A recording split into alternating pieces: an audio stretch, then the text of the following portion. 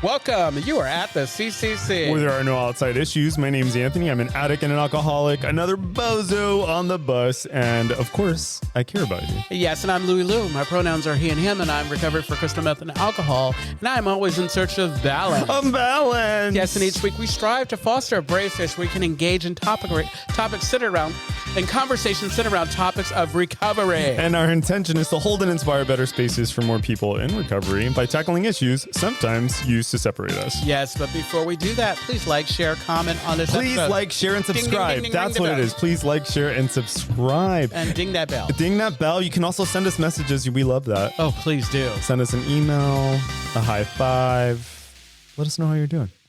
And now the disclaimer, the thoughts and opinions expressed on at the CCC are ours alone. We do not represent anyone but ourselves. In other words, we're just a couple of friends behind a mic here to entertain you. And of course, everything we talk about is for general information purposes only. Absolutely. Work. Take notes. So this is part 2 Absolutely. of Hookup Apps, Doom Scrolling, and Recovery. And how are you doing? I'm pretty good. We're diving in, but yeah, this is part 2. This is part 2. I know, exactly. This is part wild. Look at us Look at doing us. part 2. We're all fancy. You know what? If you've been with us, you get to witness firsthand how we grow and change, and it feels good. You know, I think that What? Tell me. Bonnie Violet and I, when Bonnie Violet was co-hosting, we talked about the idea of one of the things that was really important is talking about self-editing, really kind of being okay with saying, yeah, this wasn't okay. Because I mean, we've grown a lot. Yes, exactly. But I think that there is power in being able to acknowledge, yeah, this didn't work, and so let's alter, try something let's shift else. the course. We're shifting. Yes, exactly. So, in our last episode, we were talking about a little bit about the research about hookup apps. We go listen to it.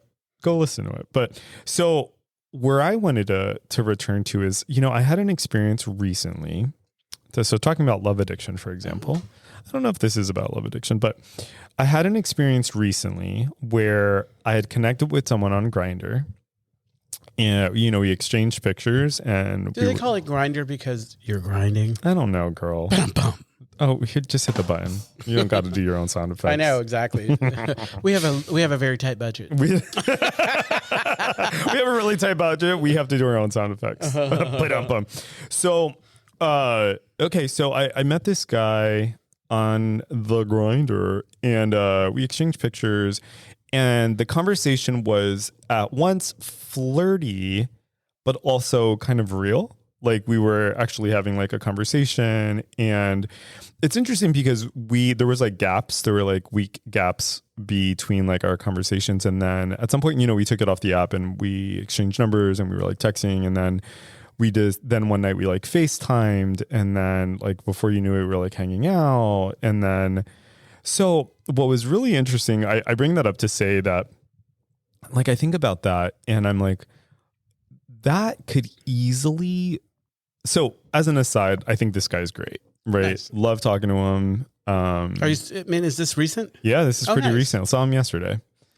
I like that we started out this, and I'm gonna let you finish your story, but I like we started this because I feel like we want to be careful, like to not demonize the apps. Yeah, not exactly, because there are folks who have 100%. There are people who have met their husbands. Yeah, who have great experiences. So that was what I was getting to. Okay. Is that so? Like I hung out with him yesterday, and I'm like, what the fuck? Like we met on this app, and I think he's fantastic, and we continue to like text and hang out and stuff like that. Don't you think what it comes down to? I need to know what it is that I want clear. I need to be clear for myself. I can't be worried about what. Yeah, if I know 100%. Yeah, because it's like, because I think that like Say more about that. Because you'll catch the bug, you'll catch the connect or whatever. Yeah. And I don't want to be doing something because I want to accommodate someone else. I want to be doing something. Like, I want to be as honest and forthcoming. Like, I remember having a conversation with one guy, it's like, and he kept sending me messages or whatever. What did he say? And one day it's like, so he sends me a message, and we had been chatting kind of back and forth for almost a year or so, maybe more. Yeah. And it's like, it just never worked out. It's never worked out. And so I'm thinking one time we were going to have this opportunity, but he sends me a message and they were very choppy. At first it's like, oh yeah, let's connect. I need a shower this way. And then enough time passes where, cause I'm not invested. And then he's like, well, are you interested in anonymous? And all of a sudden it became something that I didn't want. Yeah. And so finally I just said, you know what? Thank you. But I think that what we want is, what we want is different. And so I'm good. Yeah. Oh, I love that you're bringing that in, because I think that is sober. I think that is recovery. No, God. It's like, because one of the things that's been different, like since I got back on the apps, is I'm very clear about like what I want and what I don't want. Right. I have very clear boundaries. Like, for example, I don't like it when people send me pictures or videos of them hooking up with someone else. That's like an immediate, like, no go for me. Yeah. That's helpful for me. Because there was a time where I'd be like, oh, I don't like the way this like makes me feel. Does it make you? I just don't like it. Like, okay. I don't need. Well, it's understandable. You know how to say it. It's like, do you take pictures this? Yeah, it's like. Listen, I've always thought about it like a hotel room. I know other people have slept there, but when I'm there, I don't need to see any. Yeah, you don't need to see. Yeah. You know what drives me crazy? So I was thinking about this the other day on the apps too. Okay. So you want to give me a blowjob, so you send me a picture of your ass. So you want to bottom, so you send me a picture of your dick, or you want a top, or you send me a picture of your ass. What are you doing? Yeah. That's like, I don't understand. First off, you didn't read my profile, because I don't want to just talk to your body parts. That's right. Yeah. Because it's like, usually what ends up happening is like, if I entertain that, then it's that one guy that I keep blocking. Yeah. That's exactly it. It's like, also, like, I feel like it's unfair. I feel like for me, it's better to let me see who you're talking to, because I don't hook up with guys who, like, if it says you're down low or discreet, you can be down low and discreet somewhere else. That's good for you, but that's not what I want to do. Yeah, of course. I'm not interested. I want to be free. Yeah, of course. It's like I have to be careful, because then I end up getting the guy that came over to my house, and we were playing. He wanted the light off, and it was oh my God, it was the worst experience. It's like, I'm all, what are you, a virgin or something? It's like, you afraid that God's going to see us? It was like the worst. And it's like right after he left, I'm on block. Yeah. God bless. I'm glad I got to learn some shit. There's so many things I want to respond to. Well, one of the things I want to respond to is that, like, because in all the ways that I have like my criticisms for the way people behave on apps, I sometimes behave that way. Oh, exactly. Are you kidding? Like I'll leave someone on red, or and it's just the nature. Yeah, I mean, and it's the nature of the beast. You know what I mean? Like now that I'm on the apps, I'm like very different on them now, because like I'm not like, I expect certain things, like I expect people to flake. That's why you like cast a broad net. Oh, you know what I've done? Yeah. Okay, so I remember having a conversation with my friends who's a bottom. Yeah. And I had never thought about it. The process, bottoms preparing, what it takes, how they have to do the work to get ready. Yeah, and then someone flakes. Yeah, and so I make it a point, like if I say I'm doing it, I'm doing it. I'm going. Like if you're gonna I'm not gonna flake unless they send me a message and say it's not gonna work out or whatever.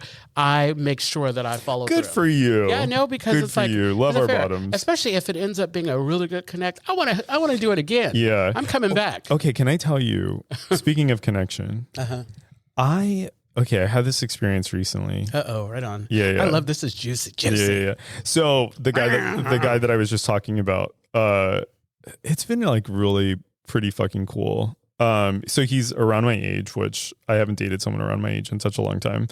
Because most of the guys, is this what does this have the potential to become serious, or is it? I think so. Yeah, we both had like a conversation yesterday. Are you ready for something that serious right now? So that's the thing. We had this conversation yesterday, because what's really unexpected is like the connection we're feeling. I was like, that was unexpected, right? Like I thought, I'm just meeting this guy on an app. Would it be uncomfortable for you or weird if you find out that I fucked him already? I love that. 7 years it's not 7 years, like 7 degrees of separation. I mean, I used to tell Michael, every time you do that, you basically suck him out.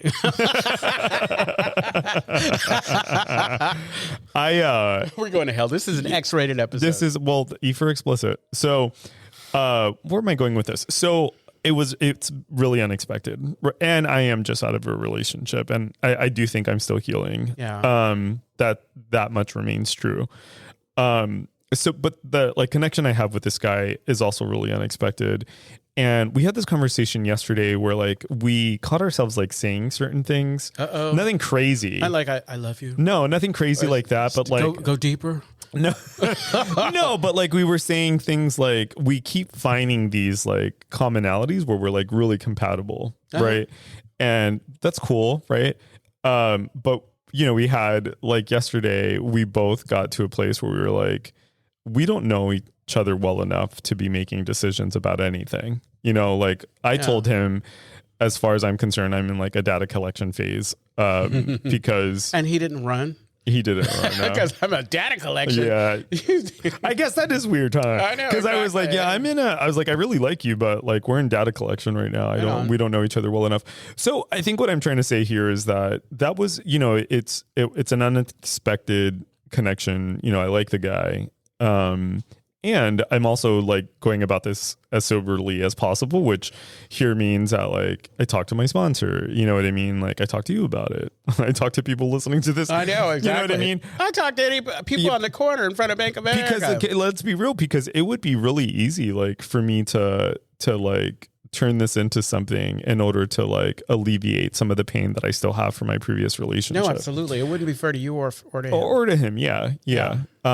It's so interesting too, because we haven't had the conversation about like, you know, like when was the last relationship that you were in, you know? When do you have that conversation? I don't know. You don't have to. Yeah. I mean, I don't necessarily think we need to have that conversation.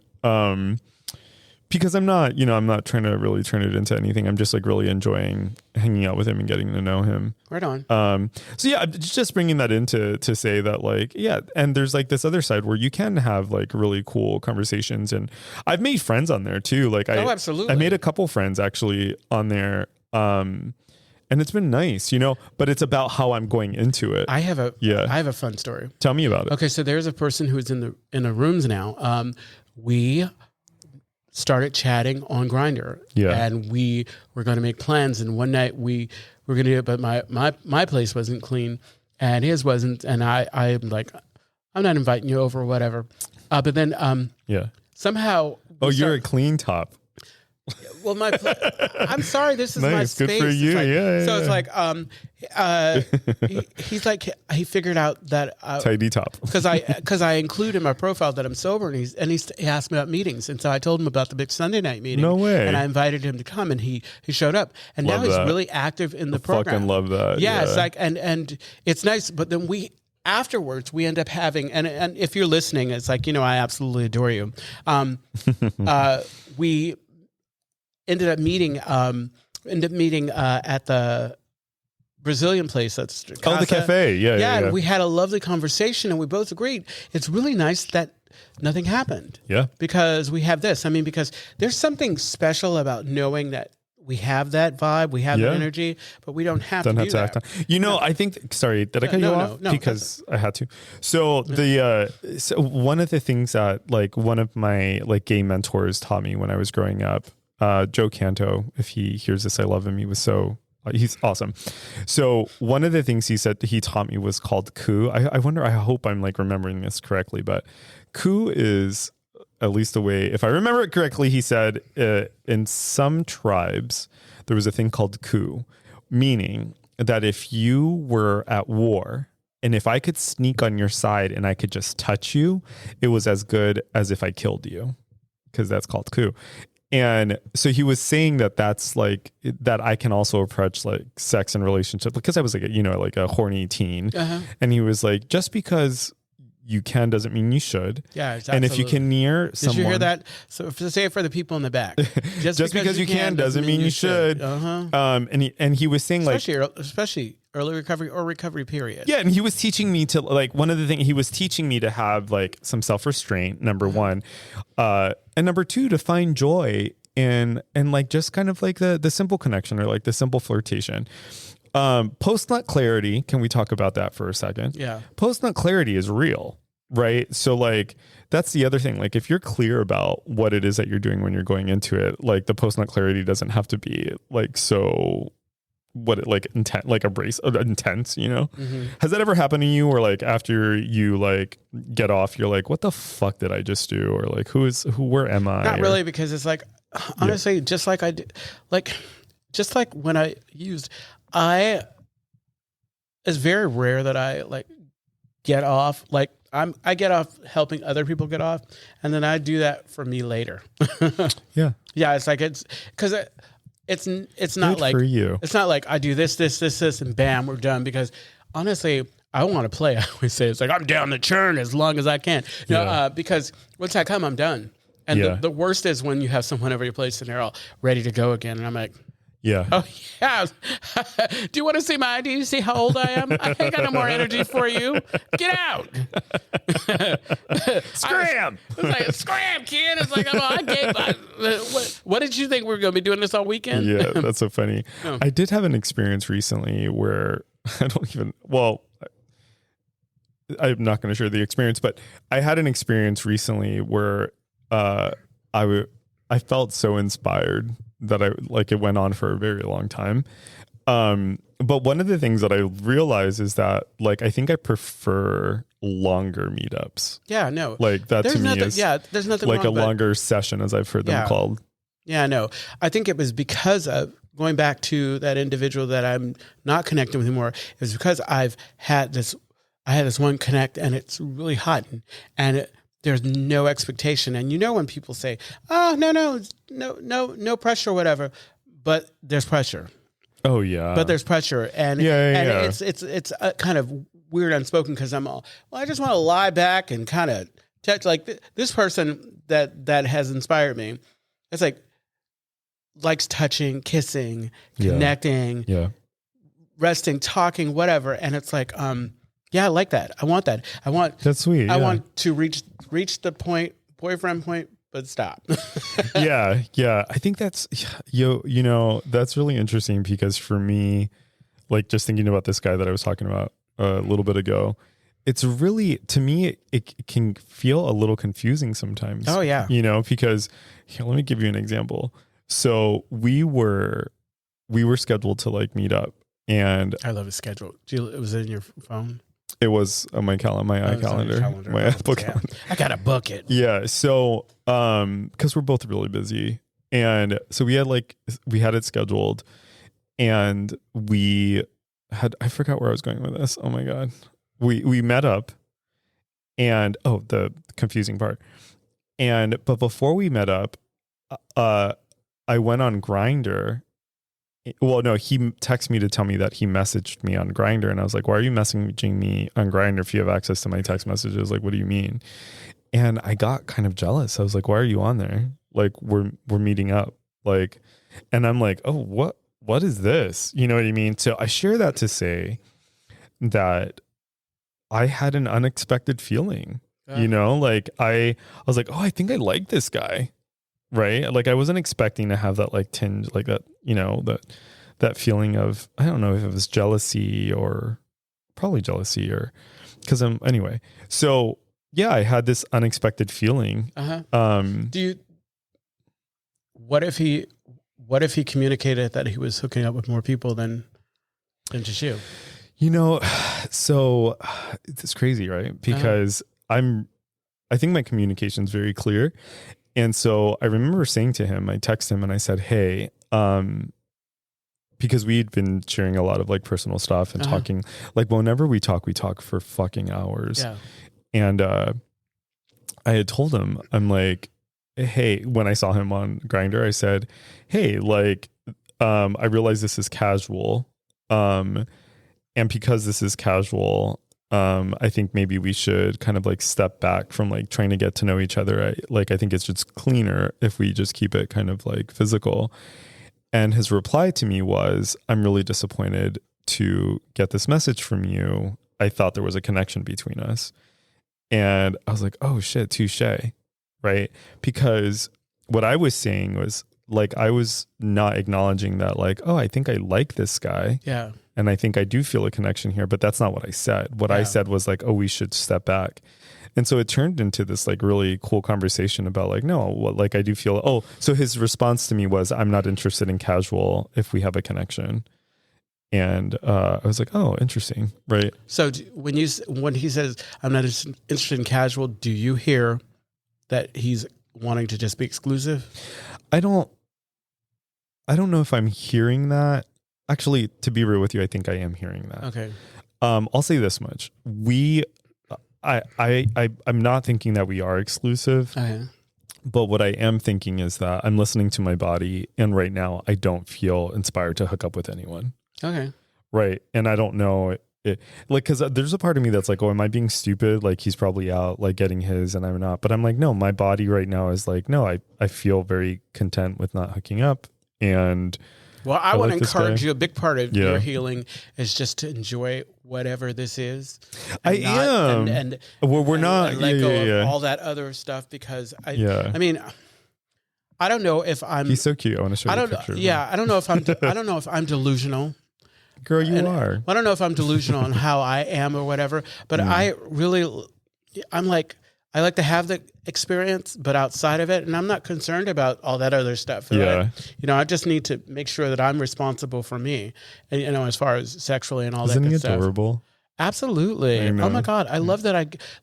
We had the story, and I get to say, I'm all right on. He's I love that. Like, I feel like like I said it early on, I feel like the last episode, it was doom and gloom. It's like, oh God, doom's coming. I was really, really hurt. Like, oh, I love. I didn't say I love him. No, I didn't. I'm not talking about that. I'm just saying, like, so the apps can be a very useful tool. They can, but like anything else, in moderation. Keep your fucking feet on the floor is what I'm saying. Exactly. Keep your feet on the floor. And be clear about what you're expecting.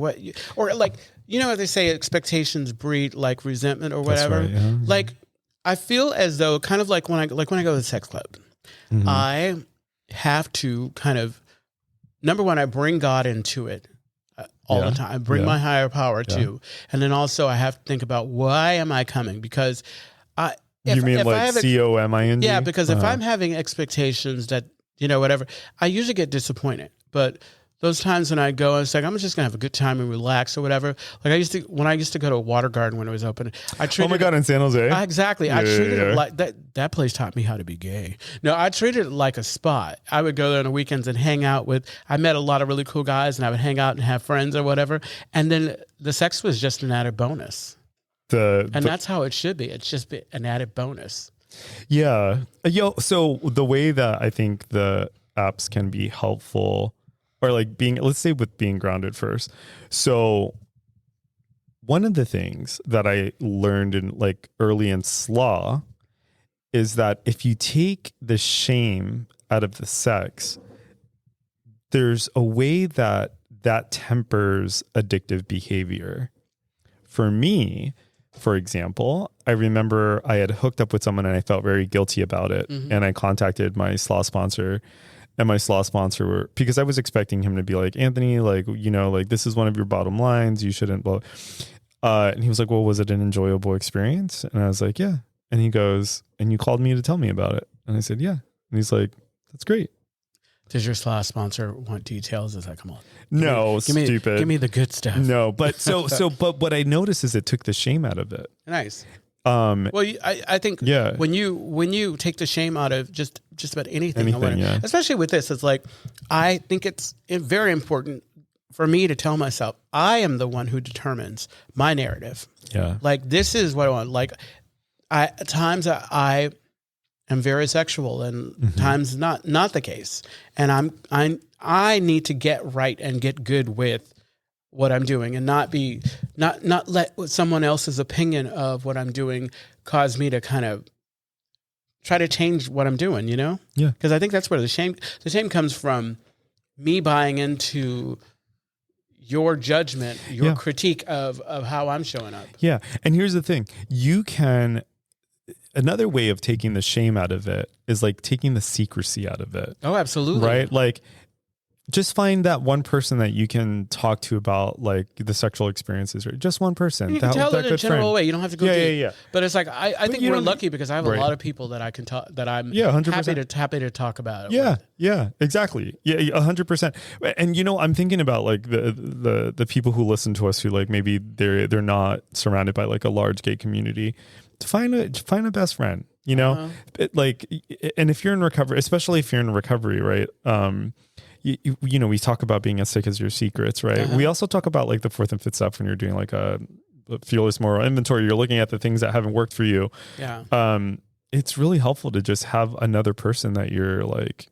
And if you are a person who has a sponsor, this is a great way to know if this is the right sponsor for you. Can you share? Can you share and feel comfortable sharing? Yeah. Because it's like Stephen H. always talks about finding a closed-lipped someone to talk about stuff with. But when you get to Stephen H. in LA, that's my grant sponsor. When you get to the point where you're like comfortable talking about it, because there's no shame in it. Like my sponsor, I love my sponsor and I love our relationship because I talk to him. I let him know when I'm going to the sex clubs or when I'm doing this or when I'm doing that. I didn't know you did that. We talk about all of that. It's like, I think it's really important, and I think that's why we do so well, because you and your sponsor. Yeah, because it's like I've had other sponsors where I'm all, I'm not going to really talk about this, and that have everything to do with me, and nothing like. Yeah, it's like when I go into therapy now. Like I'm so much better at these things now because. Are you going to judge me for it? Whatever. Go ahead. Knock yourself out, boo. Boo. Yeah, I love both of my sponsors. My AA sponsor, I don't want to spill her tea actually, so I'm going to keep that to myself. But I will say that one of the things I love about both of my sponsors is that they have a way of talking about sex that is spiritually grounded. Absolutely. It's like recovery based. And that means a lot to me because, here I'm 40 and I'm still kind of figuring things out for myself. Absolutely.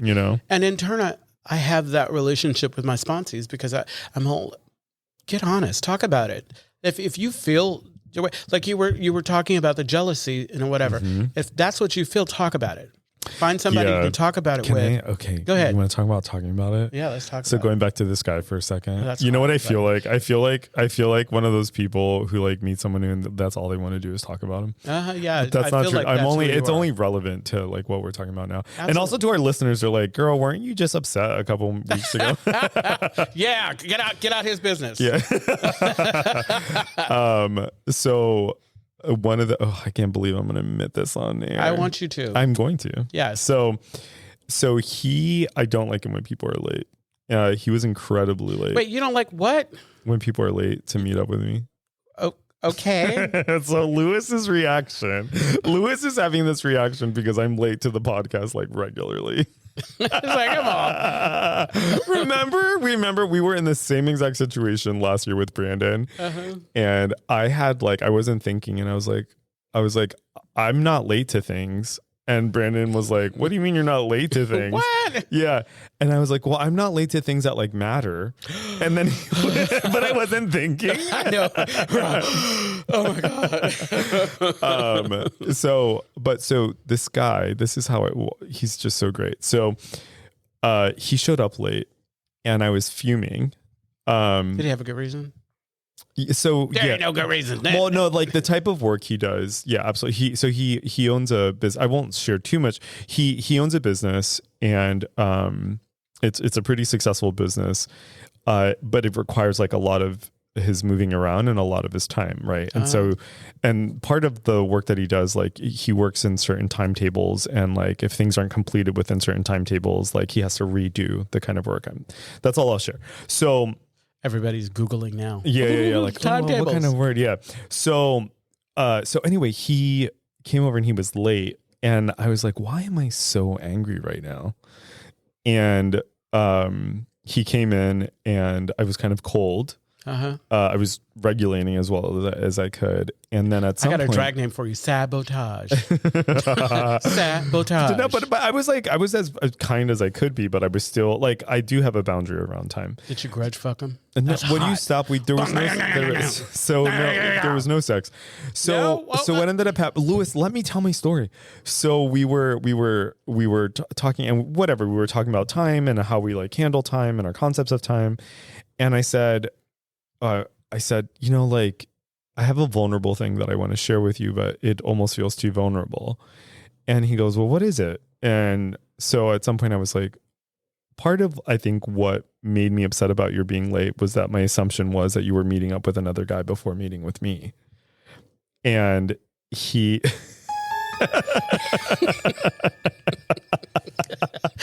Which tells you a lot about me. You know what I mean? Which tells you a lot about me. You know what, listeners, if you can relate to that feeling, give us a call. Also, you're not alone. Louis, shut up. Louis is telling me to hurry up. I think anyway. So he smiles and he's like, oh, I'm so glad you said something. And I'm like, why? He's like, well, because you would have just like sat with that and like this actually gives us like something to like talk about and like maybe this is something like we can process together. And the other thing he said that was next to that is like, he's like, I can understand why that might feel vulnerable, but if that's like a conversation that someone can't handle, then maybe that's like not someone you want to like talk to. And I hated that I was hearing this from him because I feel like these are like ideas that I would have, but because I was feeling it, it was really hard for me to like tap into. Yeah, it's hard to get out of it when you're in it. 100%. That's a great way to end this episode. Yeah. So tell the truth is what we're saying. Exactly. Tell the truth, shame the devil. So the Castro Country Club is a safe and sober community center for all people and a refuge for the LGBTQ recovery community. That is right. And we provide programs and services that help change lives by supporting personal growth. And our vision is to reduce the suffering of addiction by connecting people to community opportunity and support. That's right. That's what we do. You can find more information, including all the ways to contact us at www.castrocountryclub.org/podcast. And please tune in every Monday, actually, when new episodes are released. Yeah, every Monday. Usually by noon. Sometimes Tuesday. Sometimes. We're shady. Brandon's amazing. It's like, as long as we get the content. The point is that we love you. Exactly. We get the episodes out there as soon as possible. And, we hope that you're able to connect with us in the way that we think we're connecting with you. Absolutely. We love you. Bye.